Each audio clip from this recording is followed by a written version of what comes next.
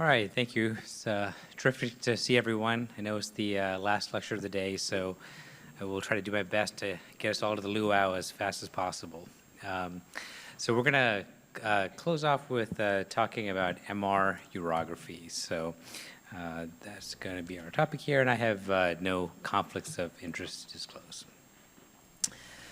So, MR urography is an interesting term, and when I think about it and hear it, I always like to think, what is the goal of MR urography? And there's a lot of publications about this, and they give a lot of really beautiful images where we're filling up the collecting system. But again, we have to figure out, what do we want to do? This is one of the main goals of MR urography, and that's to recapitulate the IVP, right? We fill the collecting systems with contrast, and this is a method of tumor detection by looking for filling defects, okay? This is a lot of times what people mean when they talk about MR urography. The other actually way that people, when you talk about MR urography, there's another aspect that we're able to do with MR that we really can't or shouldn't do with other imaging tests. You can do this with CT, but certainly wouldn't want to with the radiation dose. And you can do a quantitative analysis of renal function. And this is by using dynamic contrast-enhanced information to obtain information about renal function. Nicely, gadolinium is freely filtered at the glomerulus, just like inulin, so you can actually use the signal to actually quantitate GFR. You can also quantitate other parameters such as renal blood flow. So these are actually two very different goals, and it will actually oftentimes impact your MR technique and protocol. So it's important to understand what you're trying to do. Are you trying to do tumor detection, or do you actually want to do quantitative analysis of renal function, or can you do both? That hasn't been really, that was very difficult before to really do good tumor detection work and quantitative analysis of renal function, but newer methods, newer advances in software and hardware techniques have made this more possible. So again, this is just kind of repeats what we were discussing before. The goals of MR urography have an impact on the technical approach. So again, are you looking at a tumor? Are you looking at function analysis, or a combination of both? So let's just kind of take them one at a time. So first of all, MR urography for tumor evaluation, and this is that whole concept of recapitulating the IVP. And there's a few ways you can do this. There's different imaging techniques, and one of the ways is to use T2-weighted images. Again, the nice thing here is you don't have to use contrast. You're using the intrinsic signal of the urine, which is very bright on T2-weighted images, to show you dilated, fluid-filled collecting systems. There's multiple ways to acquire T2-weighted images. Most commonly, when people do this, they use a 3D heavily T2-weighted sequence that's often respiratory gated. Again, if you do this sort of sequence in the pelvis, it's not a problem, but if you do it in the abdomen, you have to gate this. The gating is difficult. It may not always work, and it takes a long time. So you're talking about a longer sequence here. This is certainly not a breath hold, several minutes acquisition. So this is one way to do it. It's just to use the intrinsic signal features of the urine itself. The other way is to use an excretory phase post-contrast T1 weighted 3D gradient echo. So again, here you give contrast, and just like the image I showed in the early slide, you fill the collecting system with contrast and then look for filling defects. So that also works well, and they often are complementary, right? Because there are certainly times when the kidney, if it's obstructed, it doesn't function very well, so it doesn't actually excrete the contrast into the collecting system. So you may need a combination of these T2-weighted images versus the excretory phase post-contrast T1 weighted 3D gradient echo. And again, you can, there's certainly people have published on doing patient preparation with this, so hydration, pharmacological hydration, in terms of administering a diuretic, furosemide is the most common. So again, it can be a little complicated to do. Here's a case of showing sort of the kind of images you would get with this sort of technique. On the far left of the screen, you'll see that there's an obstructed ureter. That is a post-contrast excretory phase. So here you're filling the collecting system with contrast. You can see the hydronephrosis beautifully. You can see the obstruction at the ureteropelvic junction. When you look at the T2-weighted images, this isn't a heavily T2-weighted 3D sequence, but you can see this quite well in just the standard single-shot haze sequences. But you can see a dilated collecting system, again, not using contrast, using the intrinsic signal of the fluid itself, and you can see the obstruction, again, is at the ureteropelvic junction.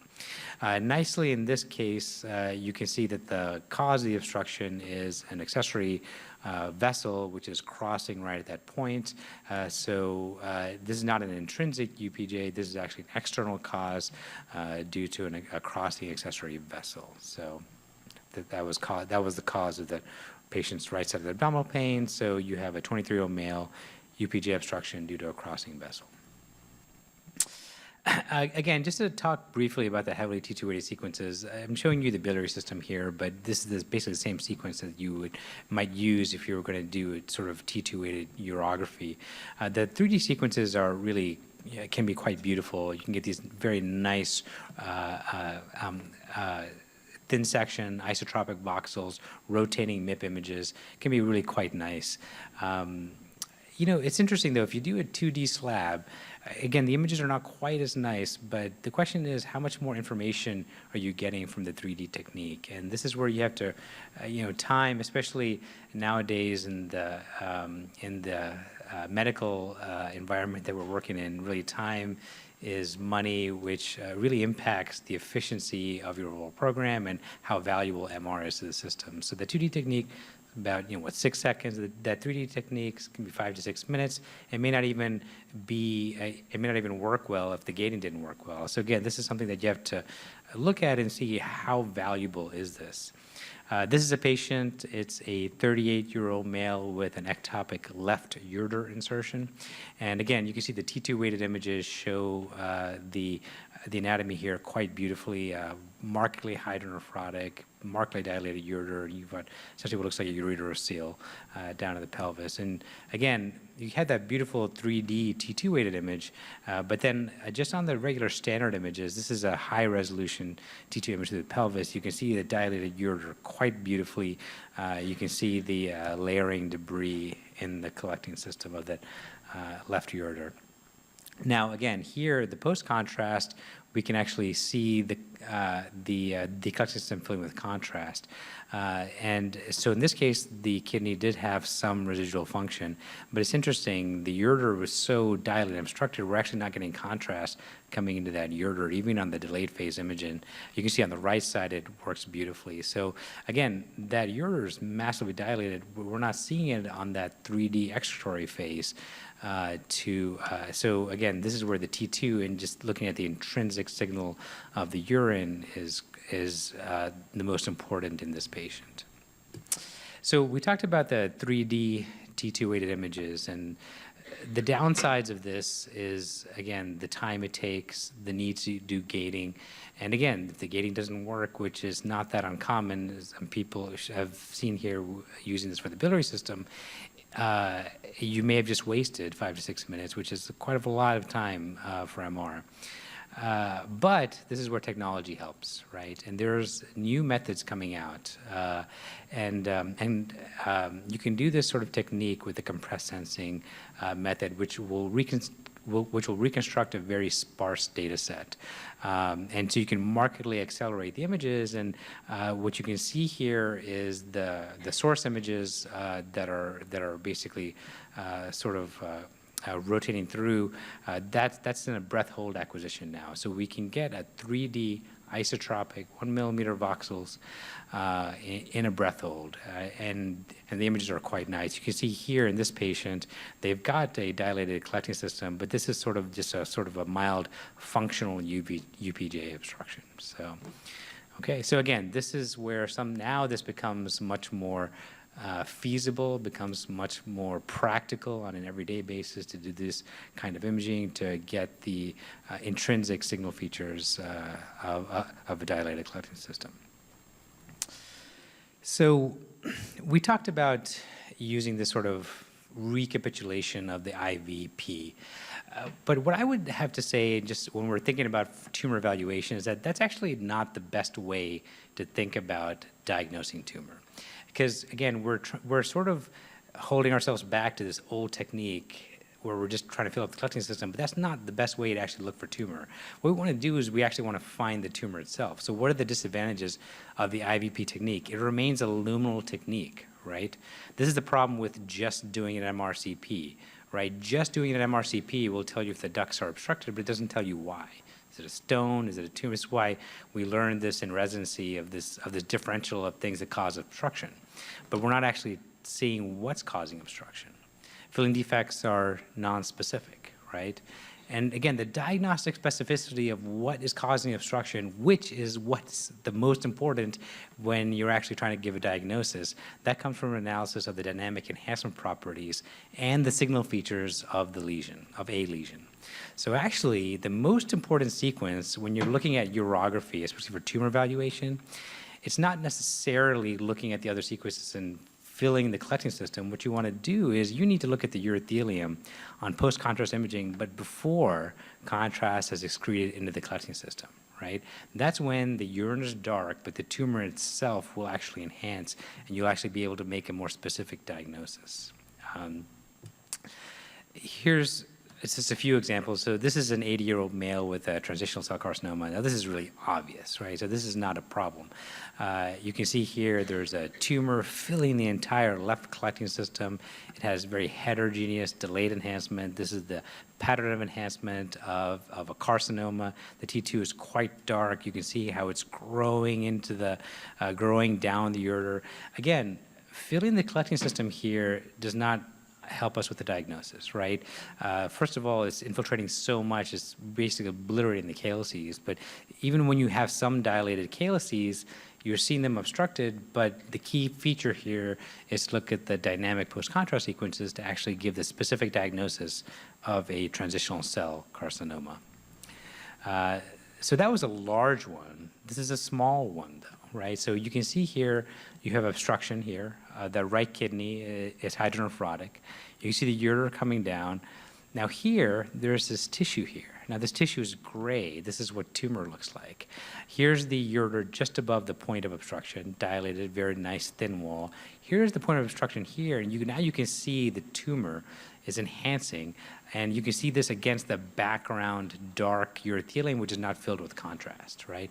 If we have this filled with contrast, we actually can't see how this thing is enhancing, right? It totally throws off our ability to assess for enhancement. So this venous phase image, right, before contrast is filled in the collecting system, this is what is the key for actually giving a diagnosis of tumor or something else. This is a 74-year-old male with hematuria. They got an MR. And here, what you can see is that the right kidney is hydronephrotic, right?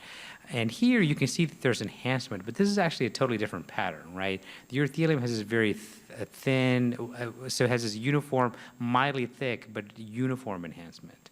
And then when we look at the T2 weighted images, the thing is very dark, right? There's no tumor that's this dark. It's almost like there's no signal in there.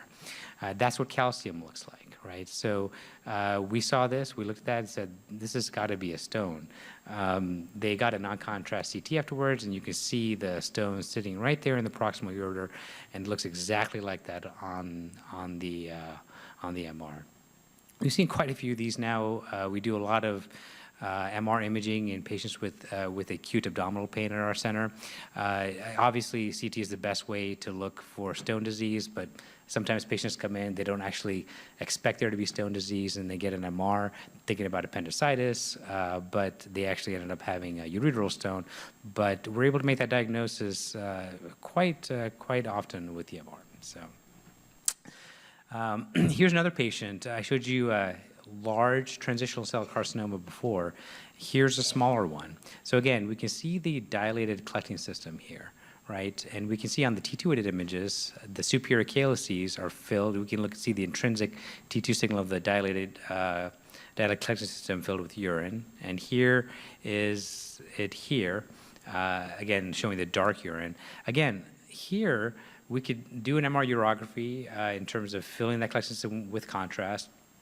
On an excretory phase, we can do a heavily T2-weighted sequence to show those obstructed calyces, but that doesn't give us the diagnosis. What gives us the diagnosis are the soft tissue images, where we look at the pre-contrast, we look at the post-contrast, we can see that there's a small heterogeneously enhancing nodule, shows delayed enhancement. The T2 is subtle, but it's dark, and then you can see that there's abnormal restricted diffusion in that area. This is a small transitional cell carcinoma. Transitional cell carcinoma is nice. It's like the cousin of pancreatic duct adenocarcinoma and cholangiocarcinoma. The very first thing it does is it obstructs the duct or the collecting system. This is a good contrast case. It looks very similar, right? When you take a look at this patient, you got dilated calyces in the superior pole of the right kidney. Again, you can fill it with contrast, so you can see that they're dilated, but we don't know why.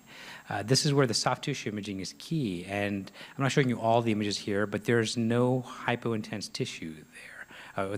There's no poorly vascularized tissue there. If you look at the DWI, totally normal signal. This is a 24-year-old. Cancer would be very uncommon. This is a patient with congenital calyceal dilatation, okay? Now, again, the whole concept of recapitulating the IVP, you would not be able to tell the difference between these two patients, right? One has tumor, one has a congenital issue. It's really looking at the soft tissue images that gives you the diagnostic specificity that's critically important for providing value in these patients. This is a somewhat recent article by Suda. They looked at MRU for looking at tumor detection. They compared with CT urography, which is what a lot of people are using, again, because CT, you can look for stones also. They looked at about 24 patients, and they did the MRU at 3T, and they found that the findings were very similar to CTU. MR was actually slightly better at visualization of ureteral disease. And again, this is because you can do multiple phases, and if you want to make sure that the ureters are filling, you can, for example, here, you can see that mid portion of the ureter was not filling, but you do additional phases, and you can see it fills quite nicely. And again, the average radiation dose of the CTU was about 9.2 millisieverts. So that's really important to show how accurate MR is. Just to show a few other cases, again, this is a 52-year-old male. This is not a diagnostic dilemma. This is a large bladder cancer. But again, the tumor that we're looking at is on the soft tissue images. Here's the T2-weighted images. Here's the venous post-contrast, the very dark urine here. You can see the heterogeneously enhancing tumor. If you do delayed phase, you can fill up the rest of the bladder, and you can see that there's a large filling defect, but the diagnosis comes from looking at the enhancing pattern of the tumor itself. That was a large tumor, but look at this patient. So here you can see they've got a bladder cancer, but if you're just filling up the bladder to look for filling defects, you may miss this tumor, right? Because it's infiltrating in the wall and into the perivesicular tissues. But you can see the abnormal thickening on the T2-weighted images. You can see the abnormal enhancement, abnormal restricted diffusion. It's a patient with bladder carcinoma.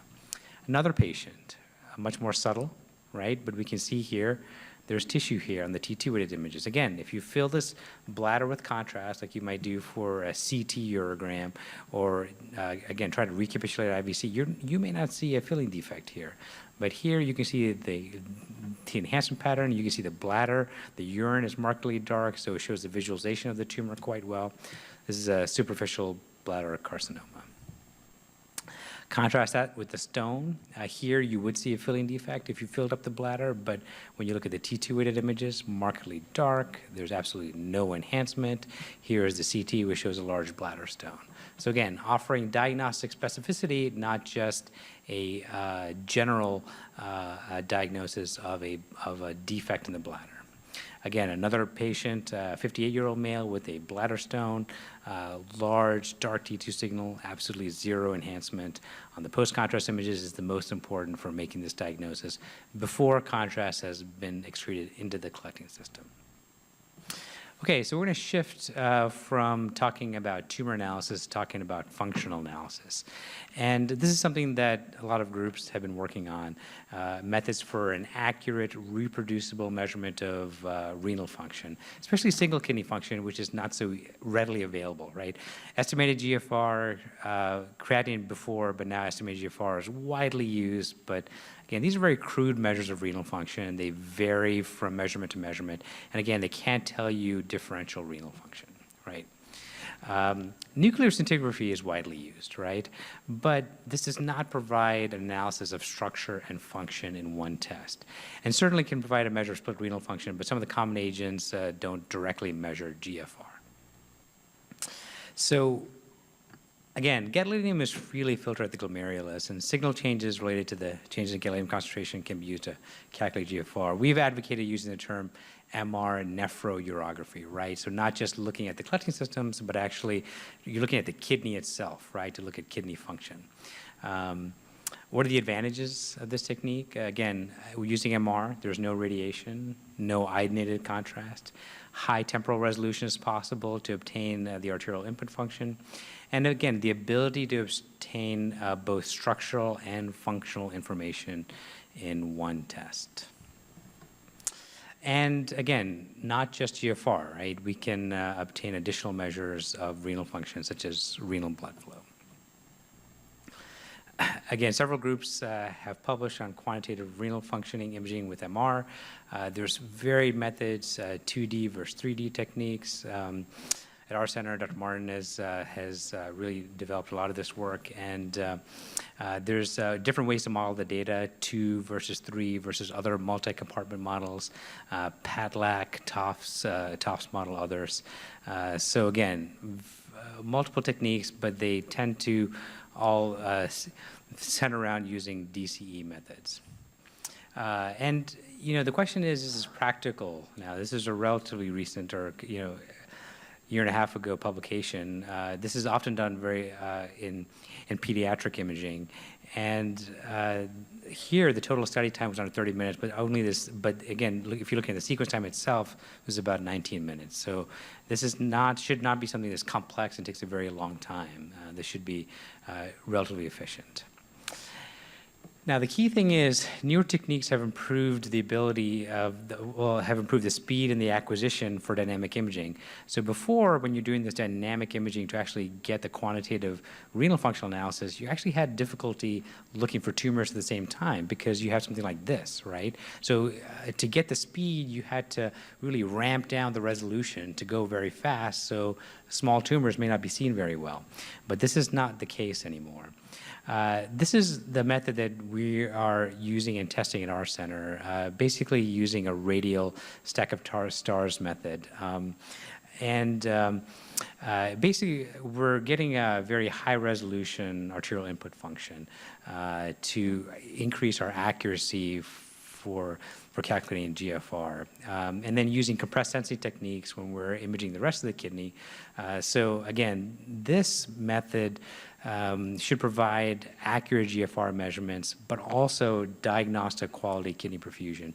And again, this should be totally free breathing, right? So the patient doesn't have to breath hold.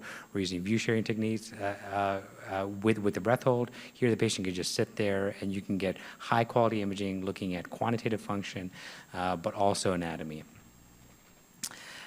So this has been presented previously here at ISMRM and also been published in JMRI. And again, here you can look at, these are basically, this is a 4-second temporal resolution image. This is 8-second temporal resolution, so you can see how much better the images are, right? But now you use a 4-second temporal resolution, but with compressed sensing, and the images, you don't have to do the compromise anymore for time and image quality. And this is just what our group has published on this, and this is it was a small number of cases, but really showing that the MR GFR calculations actually were quite tightly correlated to the estimated GFR when you combine the values for the two kidneys. So. So it's been working quite well, and we've been using it more commonly. And again, by by acquiring high quality anatomic images, not only can you get, again, the quantitative function, but you're actually getting anatomy. So for pre-surgical planning, you get a beautiful view of the arterial system. So this actually now becomes a comprehensive pre-surgical evaluation. This is a patient that got MR, 83-year-old male with a clear cell renal cell carcinoma. The diagnosis is quite obvious here. There's heterogeneous arterial enhancement, heterogeneously elevated T2 signal, no diagnostic dilemma. The surgeon, though, really, the patient had very poor background renal function, and it was important to him. He wasn't quite sure what he was going to be able to do, if he was going to be able to do partial nephrectomy, if that's going to be possible with the size of this tumor or not. So it was really important to him to know how that kidney was functioning. So here's the pre-surgical analysis, and you can see the difference between the left kidney and right kidney. They actually, the left kidney was functioning actually quite well, very similar to the other kidney. And so he was able to go in with this patient to actually preserve as much of that kidney as he can. He went for a partial nephrectomy as opposed to just taking the entire thing out. But again, here's the radioscopic stars data that we were able to do. And if you take a look at that, that image quality is fantastic for actually giving an anatomic diagnosis, right? This was not possible before without the acceleration techniques that are much more common now. This is a 57-year-old female with a ureteral re-implantation, and they wanted to know how the left kidney was functioning after the re-implantation, and it was working quite beautifully. You can see the contrast filling that left collecting system. You can see the bladder is tethered up somewhat superiorly from the post-surgical changes from the re-implantation. This is actually a obstructed transplant kidney from, they actually had a previous transplant in that left hemipelvis, and that left kidney, the new transplant is actually being obstructed by that old transplant, unfortunately, but we were able to give a quantitative renal functional analysis for that graft kidney. So this is a patient, a 67-year-old male with a solid arterial enhancing tumor in that right kidney. So the diagnosis of oncocytoma is not necessarily easy on any imaging study, but this, unfortunately, we had prior imaging dating back several years, and this has been totally stable. So we felt pretty confident that this is an oncocytoma, had this scar appearance. Again, the patient actually, they wanted it out, so the question was to do a global analysis of renal function to be able to look at that kidney and see how it's functioning relative to the other side. And that's what we're able to provide with split renal function, giving quantitative GFR for each of the kidneys. So in summary, we'll just say that MR urography really is a powerful tool.